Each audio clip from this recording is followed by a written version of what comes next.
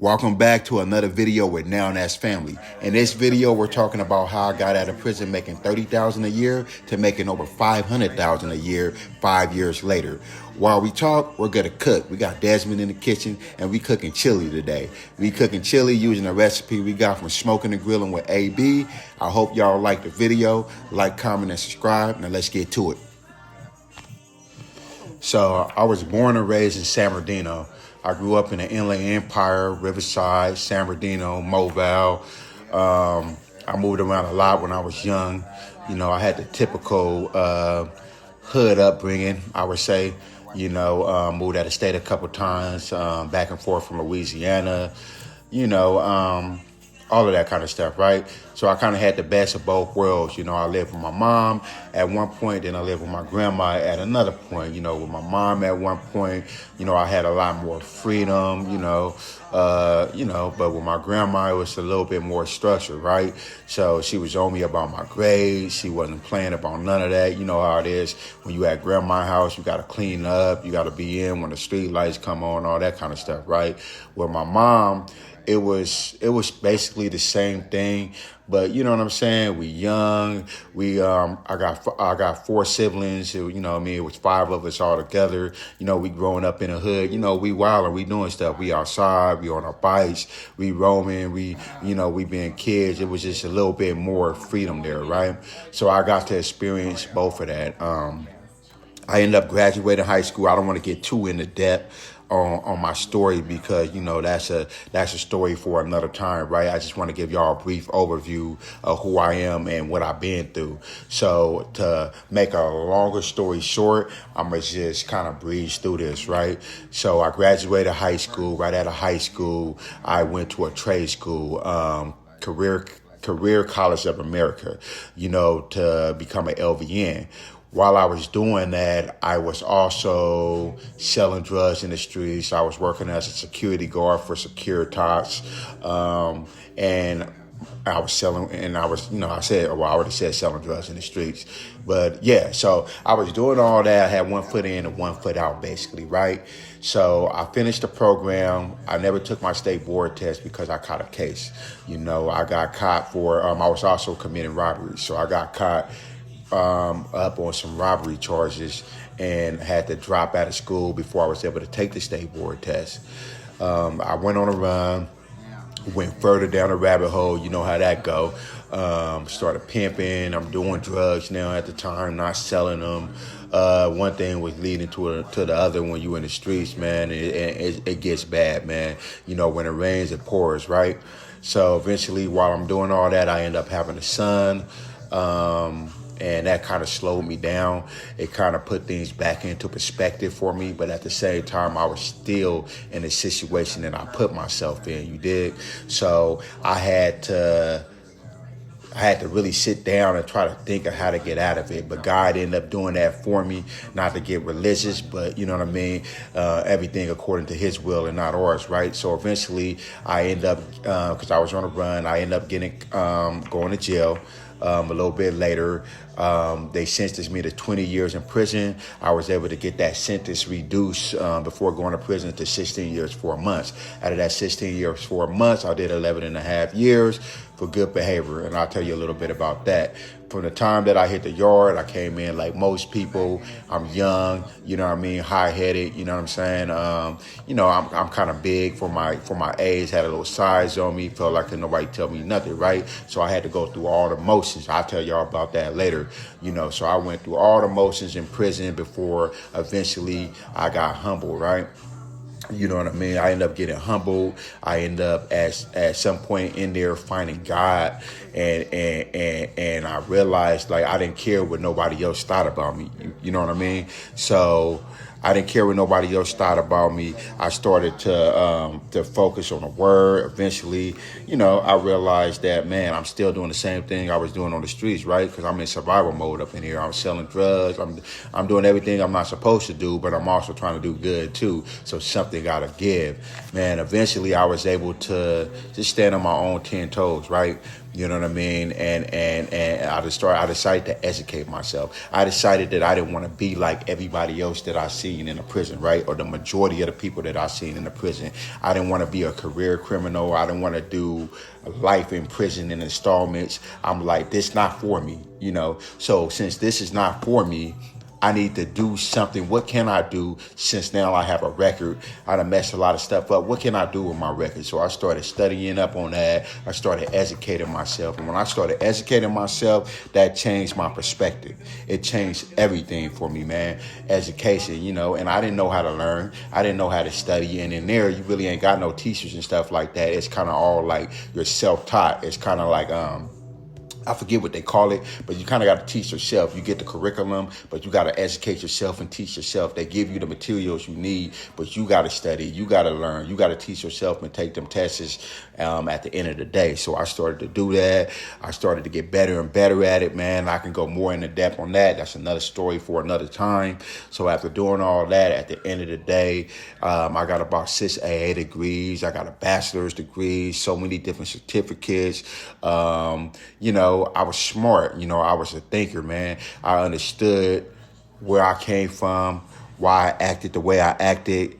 So much stuff, man. So much stuff. Just the clarity that came from education changed everything for me, man, because I was able to put everything into perspective, right? So I did that. God dang. See, right here in the video, this is where I cut my finger, y'all. Sheesh. I'm not going to lie, but that mess hurt, man. That knife right there that I was using is super duper sharp, you know, and mind you, I'm learning how to cook with the kids because I've been down, right? You know what I mean? So I've been away for 11 and a half years. I've been out for basically 5 years. I'm learning how to cook with them, right? So all this stuff is new to me too, you know, and man, yeah, that mess hurt. But anyways, man, let me get back to the story, you know. So back to what I was saying. So I was able to mastermind how to get out of prison, right? Because they let you out of prison. They gave you incentives for going to school, for doing this, for doing that. So I started to utilize all of those things, right? To do all those things. I ended up becoming a firefighter, man. That's another story for another time while I was in there. I wasn't at fire camp. I was a real firefighter at a firehouse, part of the LNU Lightning Complex fire, which is at the time one of the biggest fires in California history, right? A dope experience. I'll tell you guys about that later though, right? So I eventually end up getting out of prison. Once I got out of prison, I had a job with Amazon within 2 weeks. I got out of prison December, mid-December. I had a job with Amazon by the end of December, right? So at that time, I was getting paid minimum wage. It was around Christmas time, so they hired me on a probational terms basically for the holidays. But because of my work ethics, and I had those work ethics because when I was in prison, right? Let's go back to that. I had a job. I was a custodian. I also was a teacher's aide. You know, I also was the principal's clerk. You know, in addition to doing all that, I was also taking college courses, you know, independent of the prison when I was back in my cell working on and all this kind of stuff. Just mind you, all these things was habits that I developed when I was incarcerated, which allowed me to get out and hit the ground running, right? So I got out, I got a job with Amazon 2 weeks after getting out. I was only getting paid minimum wage at the time, $15 an hour. This is back in 2008, I believe. That's what the minimum wage rate was, right? That come out to $30,000 a year. If you do it $15 an hour times 40 hours a week times 52 weeks a year, boom, right? So I'm making about $30,000 a year. Fresh out of prison. I started my own trucking company, right? I created the LLC myself. I didn't pay anybody to do it. You know, I did all that type of stuff myself within 2 weeks of me getting out also. So now I had a trucking company that I wasn't using, but I had a plan, right? I knew exactly what it was that I wanted to do, and I was doing it.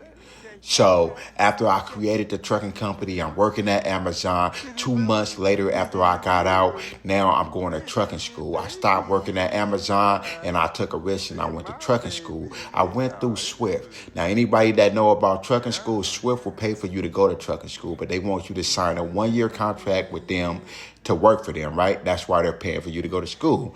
But they want you to go over the road. They didn't know that I was on parole at the time, and then I wasn't allowed to go out of state, and I wasn't going to tell them.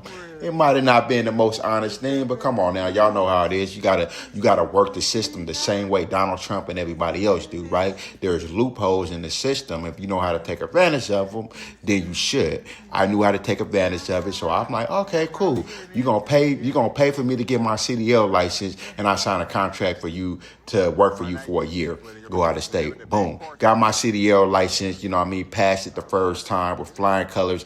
And at the time I passed it, I had food poisoning too. I'll tell y'all about that later. Another story for another time, right? So I did all of that.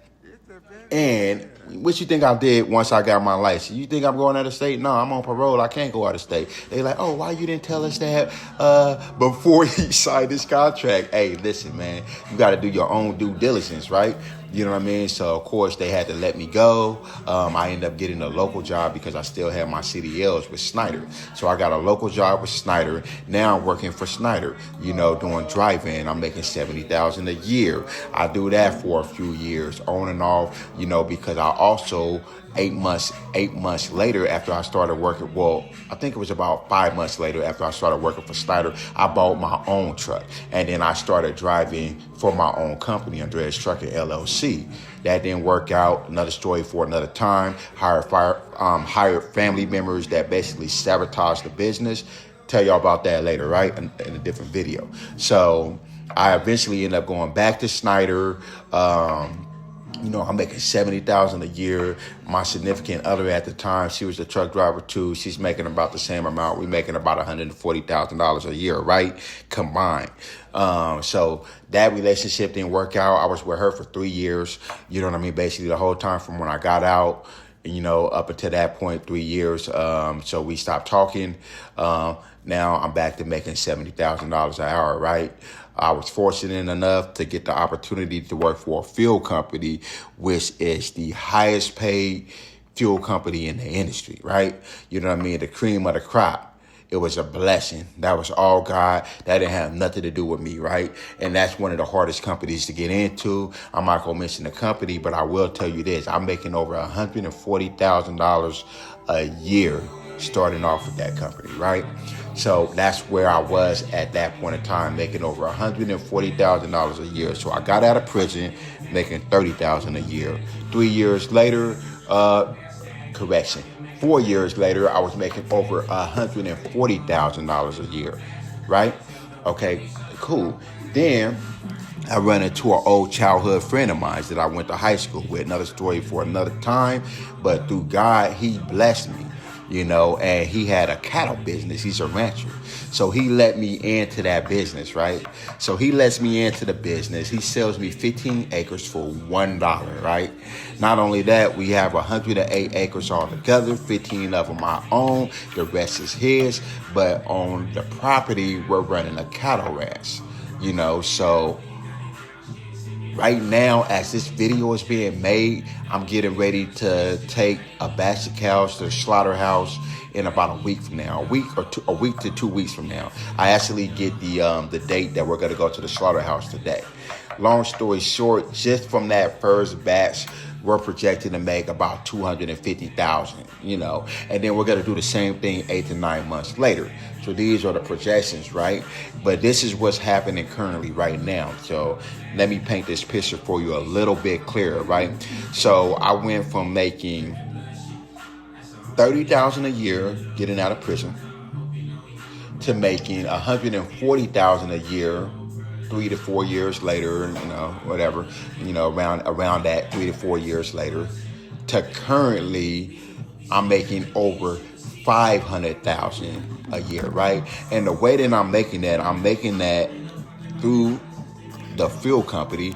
So basically, I fill up the gas stations, the Chevrons, the 76 gas stations. Costco is one of our biggest customers, so on and so forth, right? The mom and pops. I'm the guy that you see in the doubles. I'm going there, I'm filling up that. I'm the reason I get the gas to you. That way you guys can get to work, right? I'm that guy right now. So I'm doing that. That's giving me $140,000 a year. The cattle business alone, the way the numbers are right now, is giving me over 400 to 500,000 a year, right? So just that alone puts me at what? Let's just say, that's why I said on the soft side, over 500,000 a year. And in addition to that, there's something else that's going on. I just recently bought my mom a house, a 4-bedroom, 2.5-bath house that she's using as a small family home. A small family home is a group home for disabled children. So typically you can get around $30,000 per child, just depending on their disabilities, right? So I'm the COO of that business. Obviously, I can't be directly involved with the business because of my record, but there's nothing saying or prohibiting me from actually managing the business and growing the business from a non-hands-on perspective, right? So that's what I'm doing.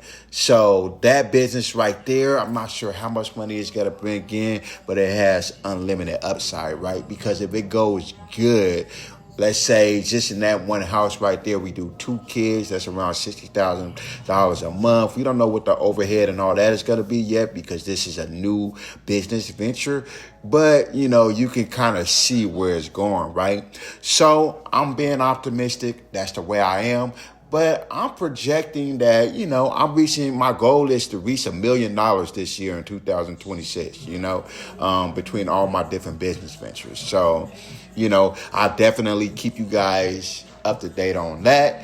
But that's basically where I come from, where I'm at, and where I plan on going, right? And definitely by the end of this year, before I reach that 6 years of being out of prison, my intentions is to be making $1 million a year, right? You know what I mean? $1 million a year. Now, mind you, that's gross, but, at that point, I think I will be able to, if not retire, take a step back from a few things and kind of put it on autopilot, right? Well, anyways, y'all, let's get back to cooking this chili with Desmond, y'all. I'm going to leave the ingredients in the comment section below. Make sure y'all like, comment, and subscribe. If you want more content like this and you want to hear more about my story, and if you want to know that I don't care who you are and where you came from, man, you can do it. It's up to you. You have the final decision on who you become, on who you are today, right? It's never too late to change it all around. You know what I mean? I done been everything: a gangbanger, a dope dealer, a pimp, a convict, a firefighter, a truck driver, a custodian, a LVN, a CNA. Come on, man. You know what I'm saying? The list goes on and on and on, man. I went to college, AA degrees, bachelor's degrees, man. And let me tell you, man, at the end of the day, we live in America. We live in a time where information is free. You better get your ChatGPT on, man. I'm going to let you know right now, man. Stop paying for mentorships, you dig? You know what I mean? Get your ChatGPT on. Yeah, you can't. It's nothing like getting that personal experience, man. But for a lot of us, man, these people, man, they charging way too much for information. To give you information that's readily available for you. ChatGPT going to break it down for you. However you need them to break it down for you. I don't understand. Explain it in a different way. Whatever the case may be, man, just type it in a prompt, man, and they gonna break it down for you. They gonna make sure you get what you need to get, and then once you're ready to take it to that next level, if you feel like you need a mentorship or something like that, do that, man. But that's a different story for a different time, man. Y'all let me know if you want to see more videos like this. Y'all let me know if you want to hear more of my stories down in the comments, please, because that's gonna help me out, man. Let me know if I'm on the right track or not, man. Until next time, let's get back into this chili video. Peace. Get in there. It's gonna all mix anyway. But I'm gonna teach you guys the way I've been, the way I've been taught. Right?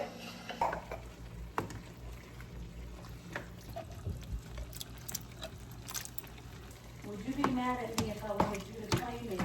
So I'll just.